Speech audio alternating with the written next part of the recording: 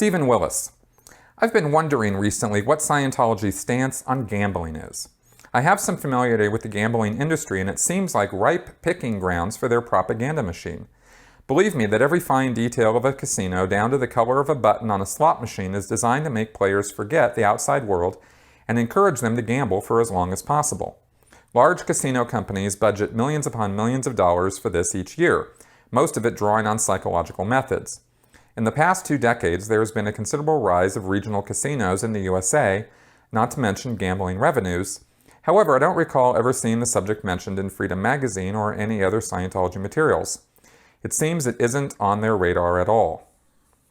Well, logics, Stephen, and I'm not exactly sure what's prompting this question because Scientology doesn't have anything to do with gambling and probably never will. As far as Scientology materials on gambling or what Scientology's attitude is about it, they don't care that much about it, except Hubbard did write one bulletin called The Gambler. And he said that people who get involved in excessive gambling, or even, I don't think he even used the word excessive, but people who get into gambling, as a thing, are psychotic, are having get into a kind of psychosis because of the addictive nature of gambling and that sort of thing, and that people can't really deal with it. So he kind of discouraged gambling, and if people who get into Scientology start talking about how they're gamblers or they make money with gambling or something like that, they'll be shown that issue in very short order and discouraged from doing a lot of gambling.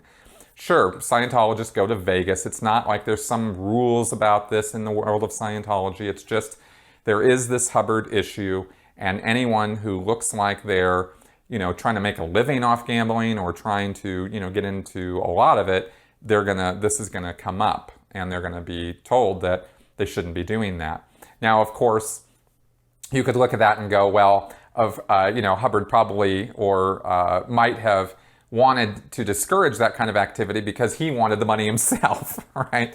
And that wouldn't be entirely unplausible either. But anyway, all I can say is that there is an issue, and it does say that. And of course, there are people who have issues with gambling and should be discouraged from gambling.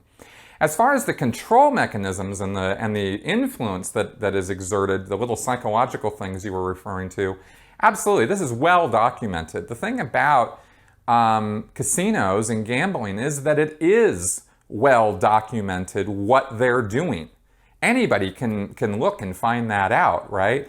And so when you walk into a casino and you are, hit with all the lights and there are mirrors to make it look like it's bigger than it is and to sort of reflect back your image. I've even read and been told about smells, certain fragrances and things being ejected out into the casino floor to make it pleasant and keep people there. And of course, there's a never-ending stream of drinks for anybody who's actively gambling. Like, all of these things are encouragements, but they're not subtle. They're in your face, right? And you mentioned the color of the buttons and things like that. Sure, there's a lot of little influencers that affect, on a statistical basis, will affect people's behavior.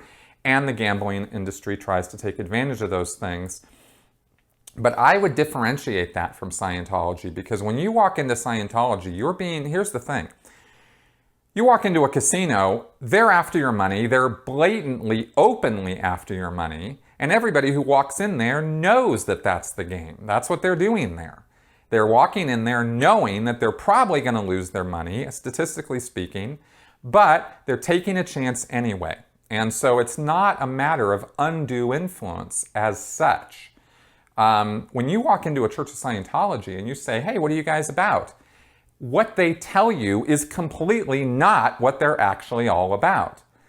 But there's religious cloaking, and there is this self-help front, and that is not what Scientology is really trying to do. What it's really trying to do is take as much money and time and energy from you as it can get. And it's trying to exert influence over you through telling you lies, right? Half-truths, untruths, exaggerations. And that is undue influence. That is, getting you in on false pretenses and then selling you things and then continuing to sell you things with this promise and hope of an end result or an end goal that is a fantasy. It's a total fantasy. And they're lying to you every step of the way when they tell you that you're going to gain, cause over life, total spiritual freedom, blah, blah, blah, blah, blah. So we're dealing with two totally different things, right? And Scientology doesn't look to the gambling industry for, clues or cues about what to do. So I'm not, I think that's about as much as I can say on the subject. And if there's something I missed on your question, go ahead and let me know.